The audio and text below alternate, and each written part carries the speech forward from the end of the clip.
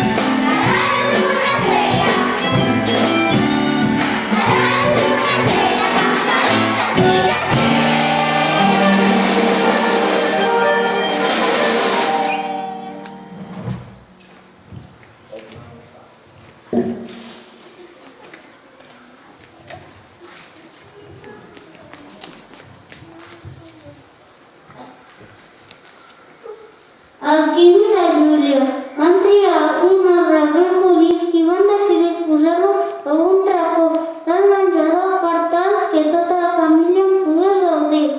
Després de guarnir-lo amb els llacets, les garlandes i l'estrella, van recordar que encara no tenien tot per celebrar el Nadal. Els faltava el pessebre. Així doncs, van sortir corrents de casa i van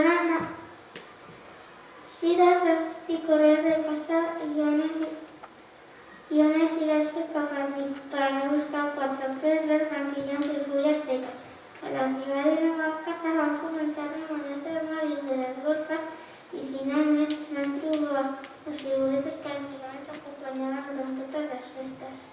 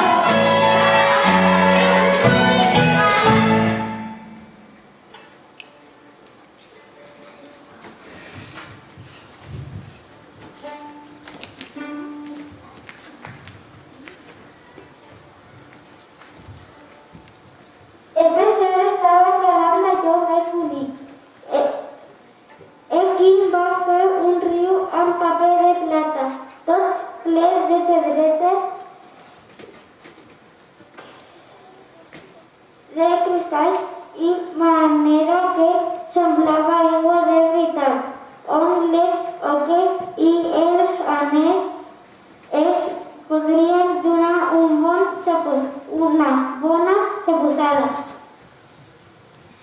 Els pares i l'àvia, en veure tant d'entusiasme, van anar a ajudar-los amb molta il·lusió i els van portar unes casetes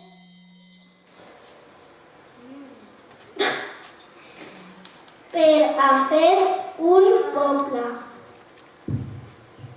La Júlia va organitzar les muntanyes i els camins fins a arribar a l'establia, on hi van col·locar entre tota la família les figures del naixement, amb un angelet al damunt i un estel que ho dominava tot. D'aquesta manera, tots els operatius en Nadal van arribar a Sant Esteve Sesrovira i els dos germans van sortir amb els seus amics per celebrar inicis d'aquest moment tan esperats de l'any.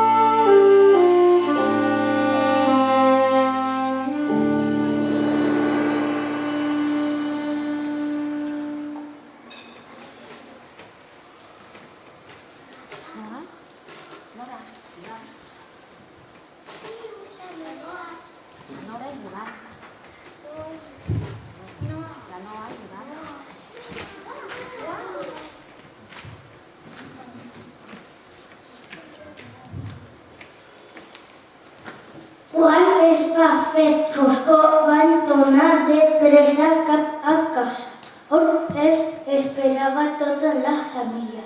Pares, avis, cosins, tiets, tots estaven drets al voltant d'una figura ben carismàtica. En aquestes dates el tio.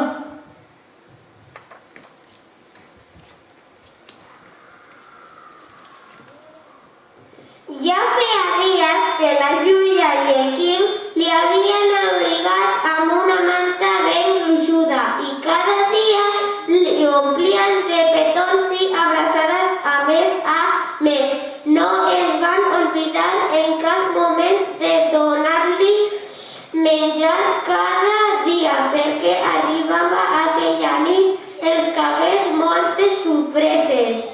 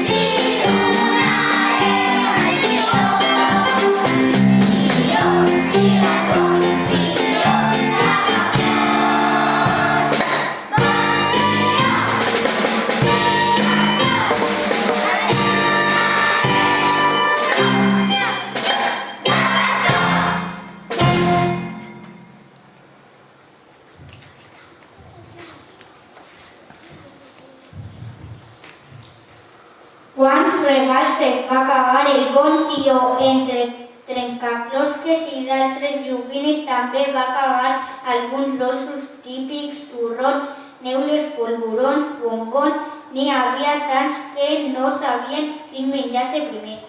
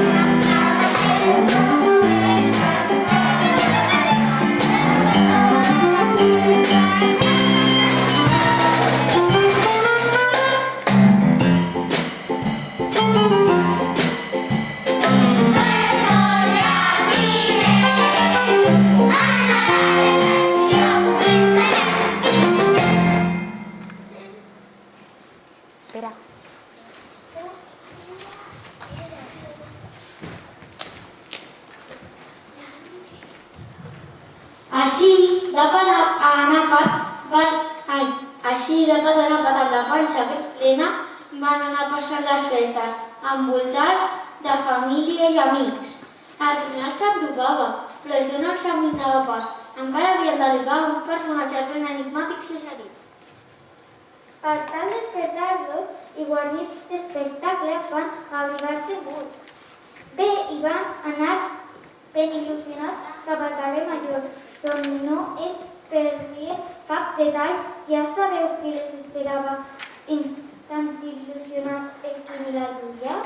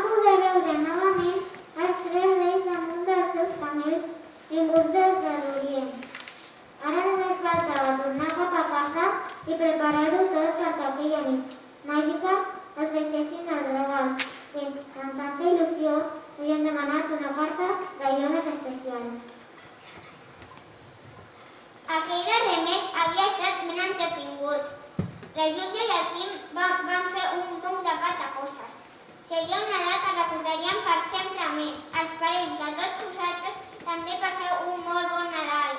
Bon Nadal!